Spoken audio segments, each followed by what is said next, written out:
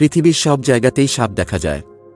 সমুদ্র, পাহাড়, সমতল, বনাঞ্চল বা মরুভূমি সবখানেই আছে সাপের বসবাস। তাই প্রাকৃতিকভাবে শুধু সাপের বিলুপ্ত হওয়ার সম্ভাবনা এখন পর্যন্ত খুবই কম। সাপ বিলুপ্ত করার কাজটি তাই মানুষকেই করতে হবে, অর্থাৎ মেরে ফেলতে হবে পৃথিবীর সব সাপ। আসলেই মেরে ফেলার কথা বলছি না, শুধু আলোচনা সুবিধার্থে সাপ কিভাবে বিলুপ্ত হতে পারে তা বলছি। বলা সহজ হলেও কাজটা প্রায় অসম্ভব। পৃথিবীতে প্রায় ৩,৪০০ প্রজাতির সাপ রয়েছে।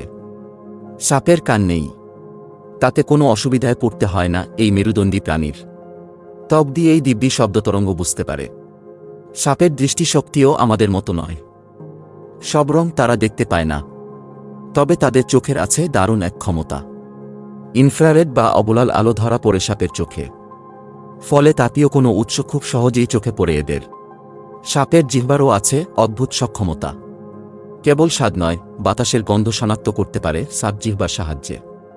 এদের চোয়ালের পেশি স্থিতিস্থাপক হওয়ায় নিজের চেয়ে আকারে বড় শিকারকেও গিলে নিতে পারে নিমেষে। সব মিলে সাপের বংশ নির্বংশ করা মোটেই সহজ নয়। তারপরও ধরা যাক মানুষ এই আপাত অসম্ভব কাজটি করতে সক্ষম হল। পৃথিবী হল পুরোপুরি সাপমুক্ত। শুনতে কিছুটা ভালো লাগলেও সাপ বিলুপ্ত হওয়ার সঙ্গে সঙ্গেই শুরু হবে মূল সমস্যা। সাপের খাদ্য তালিকায় আছে ইঁদুর, পাখি বা ব্যাঙের মতো প্রাণী। সাপ না থাকলে এসব প্রাণীর সংখ্যা অল্প কিছুদিনের মাঝেই ব্যাপকভাবে বেড়ে যাবে। অতিরিক্ত এসব প্রাণী নিজেদের বাঁচিয়ে রাখার জন্য হামলা চালাবে মানুষের খাদ্যভাণ্ডার অর্থাৎ শস্যক্ষেত্রে। ক্রমবর্ধমান এই প্রাণীদের হাত থেকে খাদ্য বাঁচাতে প্রচুর পরিমাণে কীটনাশক ব্যবহার করতে হবে কৃষকদের।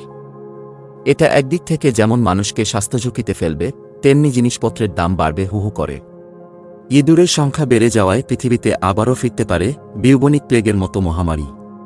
শুধু প্লেগ নয়, নতুন নতুন মহামারীও দেখা দিতে পারে বিশ্বজুড়ে। সাপকে বিদায় করার পর শুধু ইঁদুরের অত্যাচার থেকে বাঁচতে প্রয়োজন হবে আমাদের নতুন এক হ্যামিলনের বাঁশিওয়ালার। গল্পের সেই বংশীবাদককে তো পাওয়া যাবে না।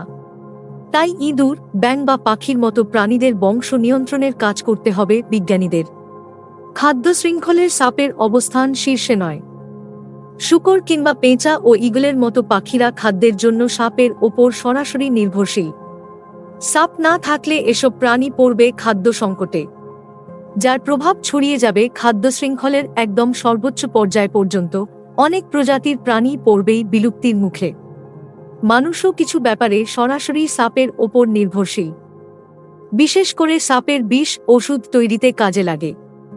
ডায়াবেটিস ও ক্যান্সারের মতো মরণব্যাধির ওষুধ তৈরি হয় সাপের বিষ থেকে। সাপের বিলুপ্তিতে মানুষ স্বাভাবিকভাবেই এসব ওষুধের সংকটে পড়বে।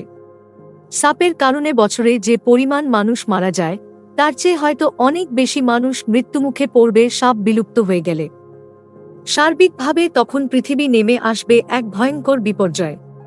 প্রাণীজগতে তাই কোনো কিছুই অপ্রয়োজনীয় নয়। প্রতিটি প্রাণী এই পৃথিবীর জন্য সমান গুরুত্বপূর্ণ।